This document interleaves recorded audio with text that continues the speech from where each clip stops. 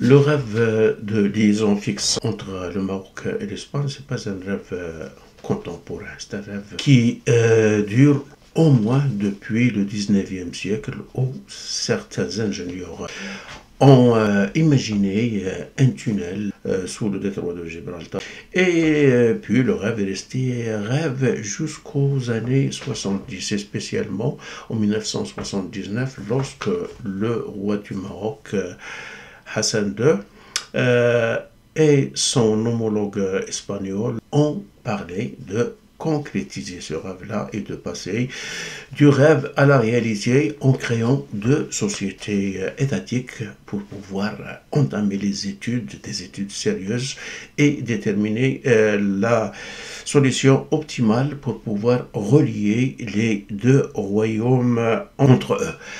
Alors, vers la fin, je crois, durant les années 1990, on est arrivé à certains résultats préliminaires qui déterminent différentes solutions pour pouvoir rejoindre les deux continents. Lorsque je parle de continent, je parle bien sûr du continent africain et du continent européen. Donc, les solutions qui ont été envisagées sont, je cite pour ne pas me tromper, on a pensé à un pont suspendu sur des piliers fixes, on a également pensé à un pont suspendu sur des piliers flottants. On a pensé à l'adoption d'un tunnel immergé, appuyé, enfin reposant sur les fonds marins, et on a également pensé à un tunnel flottant. Une société quand même assez... une solution qui, je crois, est adoptée maintenant au Danemark. Anyway. Et il y avait également sur la table l'option du tunnel forêt.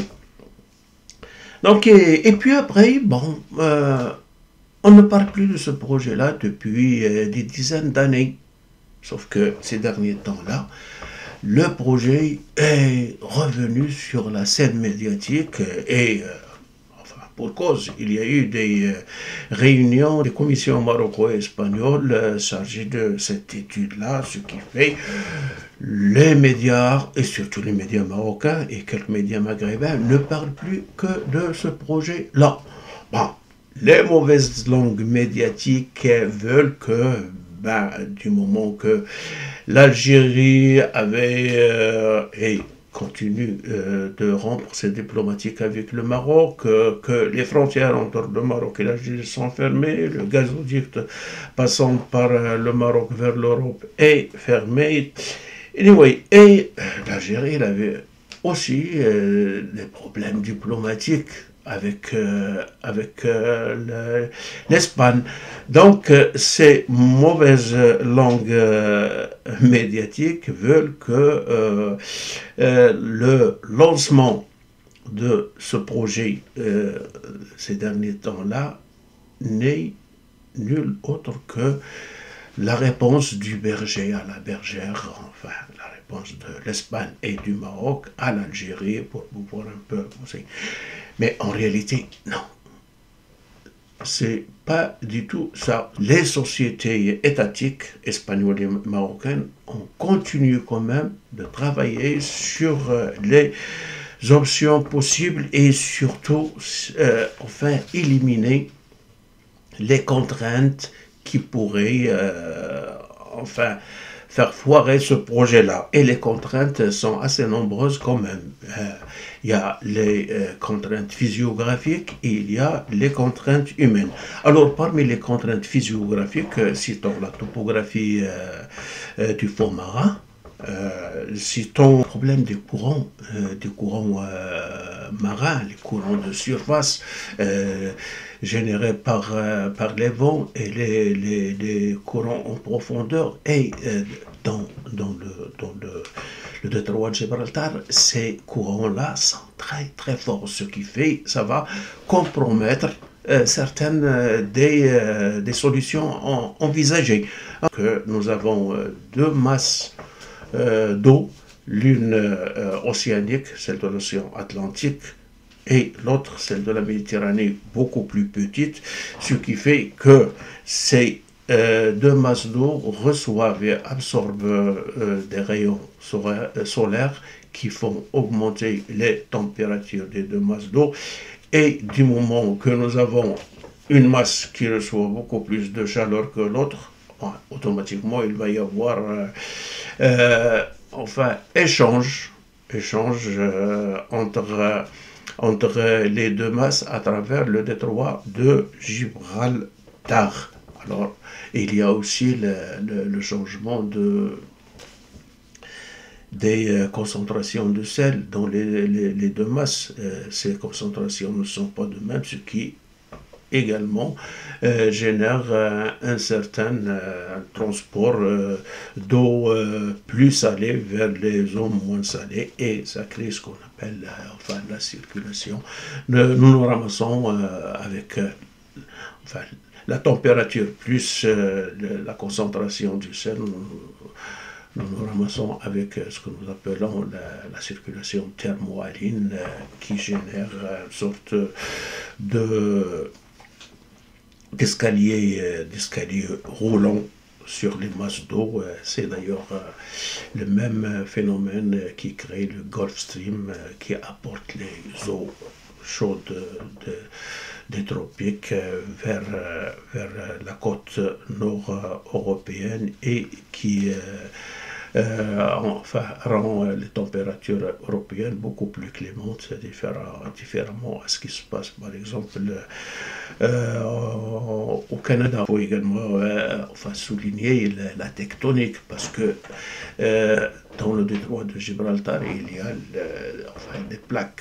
les plaques tectoniques qui se rencontrent, celles africaines et européennes, ce qui crée une zone plus ou moins sismique.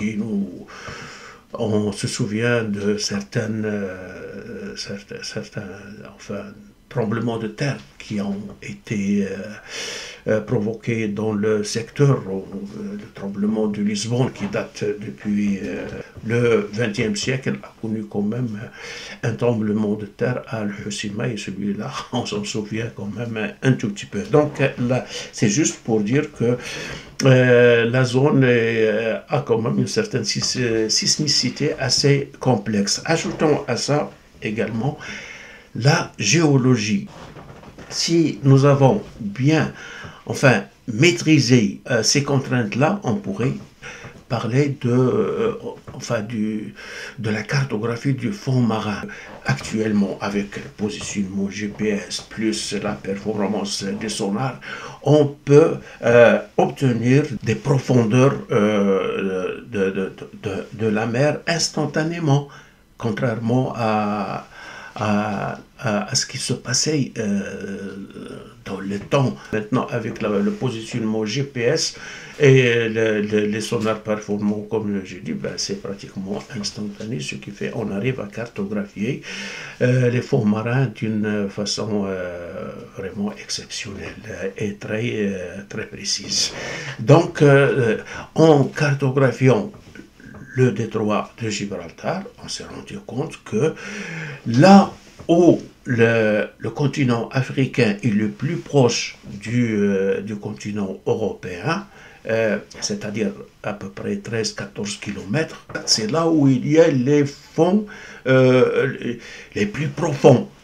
Le long du plus court chemin entre l'Espagne et entre le Maroc, il y a des profondeurs qui dépassent les 900 mètres. Donc, qu'est-ce que ça signifie?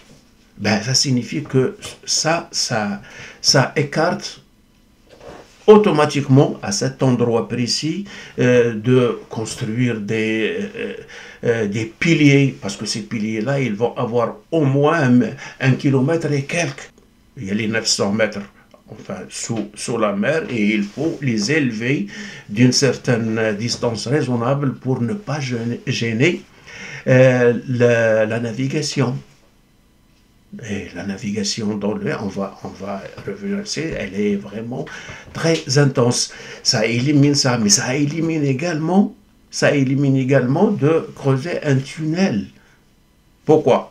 Parce que c'est-à-dire au milieu, on a 900 mètres, et il faut faire remonter le tunnel qui va être un tunnel ferroviaire vers le continent. Or, pour ce genre de tunnel-là, la pente ne doit pas, si je me réfère à certains spécialistes, elle ne doit pas dépasser 3%. C'est-à-dire que pour pouvoir sortir de ce point le plus profond vers le continent, il nous faut 30 km vers l'Espagne et 30 km vers le Maroc, ce qui nous fait à peu près un tunnel de 60 km.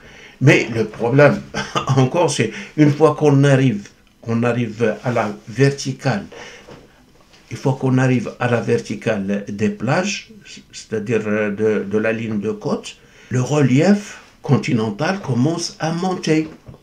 Et quelquefois, le relief, la pente du relief, elle est beaucoup plus importante que celle imposée par le tunnel. C'est-à-dire que lorsqu'on va avancer de 3%, c'est-à-dire on va gagner 3 mètres de hauteur sur 100 mètres horizontal, le relief, lui, il va monter quelquefois, il monte jusqu'à 50%, sinon 100% dans les zones montagneuses.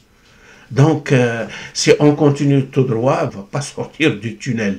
Donc, une fois arrivé à la verticale de la ligne de côte, de la plage, il faut tourner soit à droite, soit à gauche, ce qui complique encore les forages, parce que il va y avoir le problème géologique qu'il faut soulever lui aussi. Donc, sur la distance minimum séparant l'Espagne et le Maroc, il est quasiment impossible de réaliser le projet. Alors, qu'est-ce qu'on a fait? On s'est déplacé vers l'ouest.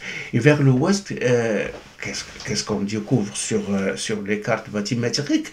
Une sorte de crête marine, qui va de Malabata à Punta Paloma en passant par des profondeurs qui ne dépassent pas 320 mètres. Donc là, ça devient beaucoup plus logique pour pouvoir construire ce projet. Et là, la solution du pont suspendu sur des piliers fixes est à écarter. Elle est à écarter pour deux raisons. D'abord parce que 320 mètres de profondeur, dans certains endroits, plus je ne sais pas combien pour pouvoir permettre aux bateaux de circuler sans rentrer dans les structures du pont, sans rentrer dans les piliers du pont. Et ça, c'est possible parce que les derniers mois, je crois, il y a eu un accident à Baltimore, aux États-Unis, où un grand navire est rentré dans les piliers d'un pont qui passe par-dessus la voie maritime. Et qu'est-ce qu'il y a eu? Il y a eu une catastrophe, il y a eu incendie, victimes, etc. Et sur un couloir stratégique international, c'est-à-dire le détroit de Gibraltar, on doit oublier tout simplement cette solution-là. Pourquoi? Parce que le trafic est tellement intense et tellement important. Il implique des navires tellement grands, que quasiment il ne faut pas penser à cette solution-là. Car sans compter les ferries qui traversent entre l'Espagne et le Maroc chaque jour, il y a au moins 300 bateaux d'importance qui passent chaque jour par le détroit de Gibraltar. Et pas n'importe quel bateau, disons navire, parce que les bateaux c'est pour les rivières. Et pas n'importe quel navire, c'est des pétroliers, c'est des grands de transport de conteneurs, c'est des porte-avions, quelquefois, et c'est aussi des sous-marins, et des sous-marins nucléaires, oui, américains, russes, anglais, français, etc. Donc, le détroit de Gibraltar n'appartient pas seulement au Maroc et l'Espagne. Et la décision pour pouvoir y faire des travaux ne revient pas seulement à ces deux pays-là, mais à la communauté internationale. Et beaucoup plus aussi aux pays, aux pays les plus forts de la planète, qui ont des forces militaires et qui ne veulent absolument pas risquer des accidents pour ces navires militaires, c'est-à-dire pour les sous-marins et pour les porte-avions, bien sûr, et pour le transport de munitions d'un continent à l'autre. Donc, la solution de quelque chose à l'extérieur, que ce soit sur des piliers fixes ou bien des piliers flottants. Les piliers flottants, c'est encore pire. Pourquoi? Parce que les courants marins interviennent pour pouvoir gêner toute structure flottante, qu'elle soit île artificielle pour supporter les piliers d'un pont suspendu, ou bien que ce soit un tunnel flottant, ou même un tunnel qui repose sur les fonds marins, qui pourrait compromettre la sécurité des sous-marins nucléaires, etc. Donc, on se ramasse avec quoi? On se ramasse avec une seule option, le tunnel foré, le tunnel creusé sous le fond marin. Et ce tunnel-là, il va, comme nous l'avons dit tout à l'heure, il va passer de Punta Malabata du côté marocain vers la profondeur maximum, la côte 320 environ, et il va sortir à Punta Paloma. Mais ce qui le caractérise, c'est qu'il va être creusé à 200 mètres plus profond que le fond marin. Ce qui fait que ce tunnel-là, qui va être un tunnel ferroviaire, qui va en réalité être deux tunnels plus une voie de service entre les deux. Alors ce tunnel-là va être le tunnel le plus profond du monde. Par comparaison, il y a un tunnel au Japon, le tunnel Seikan, qui fait 54 km de long et dont 23 km sous la mer, et dont l'altitude est moins de 140 mètres, c'est-à-dire qu'il est situé à 240 mètres en bas du niveau de la mer. Il y a également le tunnel sous la Manche, qui lui, il fait 50 km, dont 37 km sous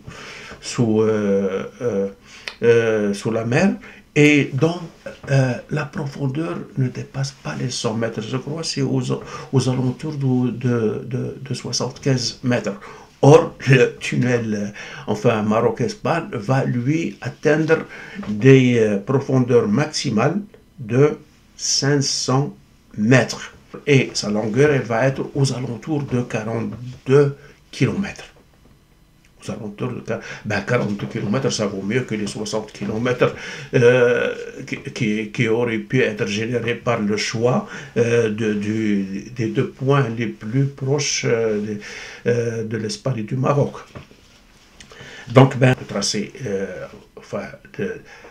selon les cartes mathématiques, il est faisable, mais on n'est pas sorti de l'auberge pour autant. Pourquoi? Parce que maintenant qu'on a fait ce choix de la position géographique du tunnel, il nous reste à régler un problème de taille, la dernière contrainte, la contrainte géologique. Et là, on n'a pas beaucoup de données sur cette contrainte-là.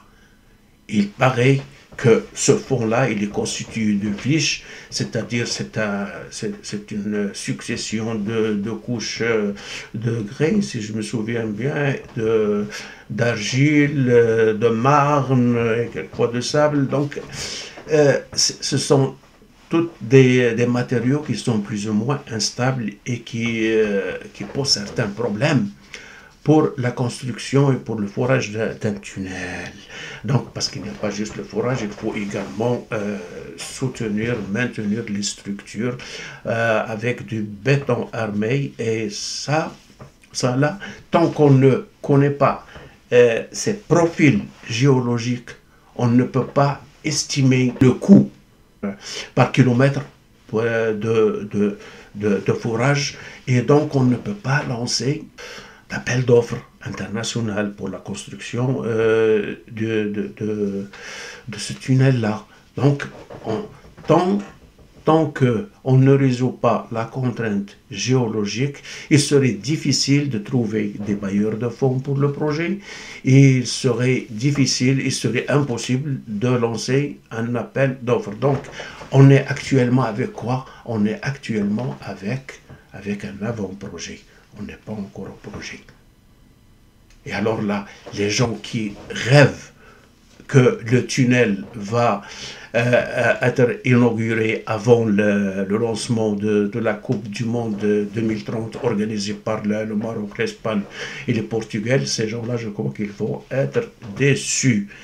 Cependant, on peut rêver, et c'est un rêve raisonnable, que le premier coup de pioche, si on peut parler ainsi, pour le creusement du tunnel pourrait être donné en même temps que le coup d'envoi de la Coupe 2030. Donc, le projet, il est faisable, mais il y a encore beaucoup de difficultés à résoudre avant de passer à sa réalisation. Est-ce que ce projet-là est rentable? Certainement, oui. Certainement, oui. Il est rentable pour le Maroc, il est rentable pour l'Espagne, il est rentable pour les deux continents qui sont joints par cette liaison fixe, à savoir le continent européen et le continent africain. Le Maroc.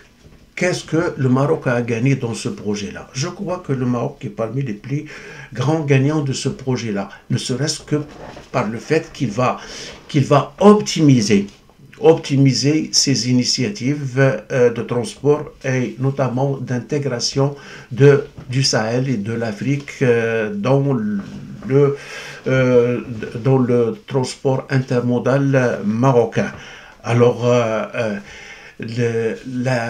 l'initiative atlantique va vraiment profiter de ce projet-là, même si l'initiative atlantique est basée surtout sur le port de Dakhla et sur les ports du sud. N'oublions pas que le port de Dakhla, maintenant, il va être relié au reste du réseau de transport marocain par une autoroute, et on parle également d'une liaison ferroviaire, sans oublier bien sûr que le Dakhla, elle a déjà un aéroport et son grand port, son méga projet de grand port qui est en train de se réaliser là. Alors les gens vont me dire, bon, du moment qu'il y a le port de Dakhla, les marchandises, les produits miniers, etc., qui vont venir de l'Afrique, ils vont arriver à Dakhla, ils vont prendre le navire. Certainement, effectivement, oui, parce que la capacité de transport maritime est de loin supérieure en ce qui concerne le volume et le poids aux autres moyens de transport, le transport routier, le transport ferroviaire. Sauf que il y a des marchandises, il y a des produits qui nécessitent une livraison rapide. Alors là, un navire là, il ne roule pas très très très vite, c'est quelques nœuds, c'est-à-dire c'est quelques kilomètres, quelques dizaines de kilomètres, 20 kilomètres peut-être, mais je n'ai pas les chiffres exacts, mais c'est pas très très rapide. À ajouter à cela qu'il faut qu'il rentre dans l'océan et fasse un tour, etc. Mais le chemin de fer, le transport terrestre et le transport aérien, ça va fonctionner bien. Et surtout, le transport terrestre par camion et par chemin de fer vont faire que les produits venant d'Afrique vont directement passer vers l'Europe à travers la liaison fixe. Et il y a mais ce qui est extraordinaire, c'est que le Maroc, dans tout ça, va devenir un hub international de transport intermodal, l'aérien, le maritime, le terrestre et le ferroviaire.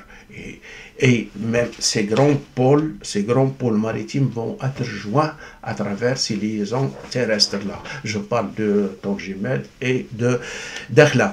Mais toute cette initiative-là repose aussi sur l'implication de la Mauritanie. Parce que si la Mauritanie ne s'implique pas, ben, on ne peut pas relier ni les chemins de fer, ni le réseau routier africain au Maroc. Donc, grosso modo, ben, on garde l'espoir. On garde l'espoir, on est frères quand même. Et même, je peux aller encore loin. Ben, la crise entre le Maroc et entre l'Algérie ne va pas durer éternellement. Comme on dit, on prépare la guerre au moment de la paix, mais on prépare également la paix au moment de la guerre. Et il faut garder espoir qu'il y a des gens de bonne volonté qui vont finir par chasser ce nuage d'été dans ce ciel serein qui est le Maghreb. Ben, merci beaucoup d'avoir suivi cette vidéo jusqu'à la fin et à la prochaine.